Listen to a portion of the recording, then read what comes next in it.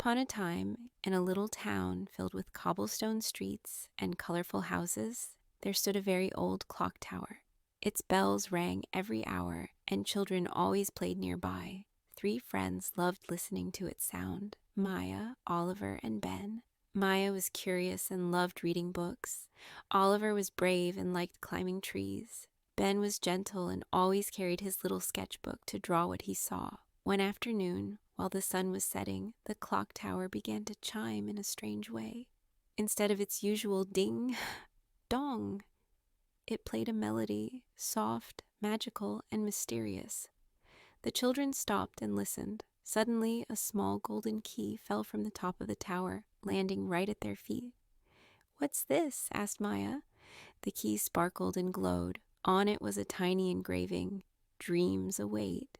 The children looked at each other with wide eyes. "We have to find out what it opens," said Oliver. That night, they sneaked back to the tower, holding lanterns. The big wooden door was always locked, but when Maya held up the golden key, click, it opened.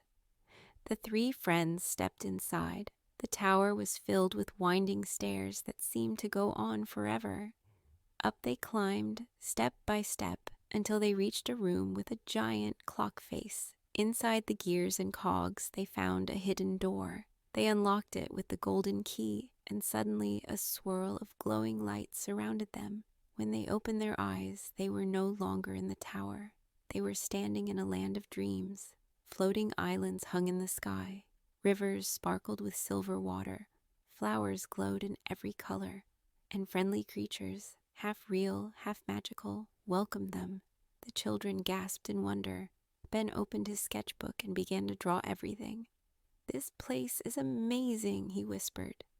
But then the dreamland began to tremble. A giant hourglass appeared in the sky. Its sand was running out quickly. A kind old dreamkeeper, with long robes and shining eyes, appeared before them. "Children," he said, "the dreamland is in danger. If the last grain of sand falls, all dreams will vanish forever. You are the only ones who can save it."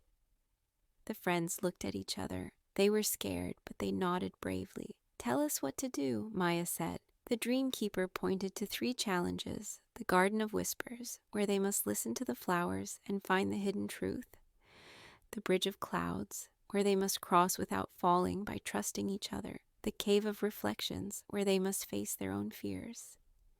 The children began their quest. In the Garden of Whispers, they bent down to listen. Each flower whispered different things, some kind, some unkind. Maya realized they had to listen to the gentle voices, the ones that spoke of kindness and courage. When they did, the path opened. Next came the Bridge of Clouds. It was long, thin, and swayed with the wind.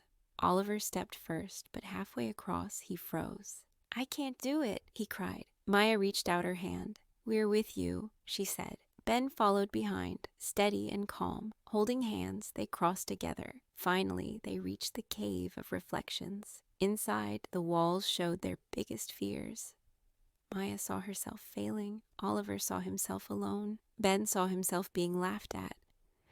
But then they remembered what the dreamkeeper said: "Face your fears with truth."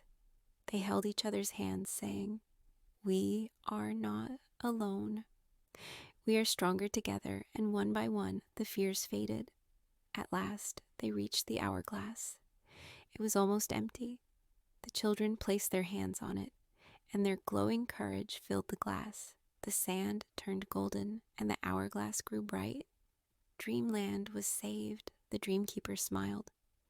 "You have shown courage, kindness, and friendship. Because of you, children everywhere will continue to dream." Suddenly, the swirling lights returned, and the children found themselves back inside the clock tower.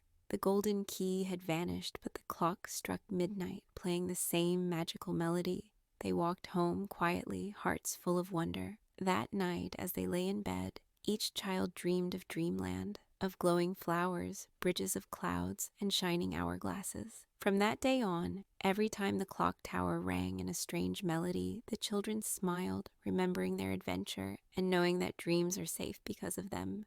The end.